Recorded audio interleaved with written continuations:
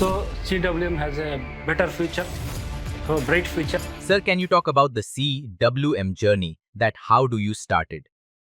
I started last year my CWM journey. Basically, I'm working in a manufacturing industry since last 3 decades. So I want to change my career from manufacturing to finance sector. So I chosen CWM. So it is a good journey. I have learned a lot. The syllabus is good. As by clearing CWM, we can move in our career. What advice would you give to youngsters who want to pursue finance as a career? How can CWM help them? World is changing. Lot of changes dynamically. Financial sector is growing day by day.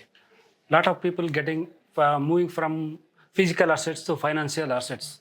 So CWM has a better future, so bright future. India is growing fastest.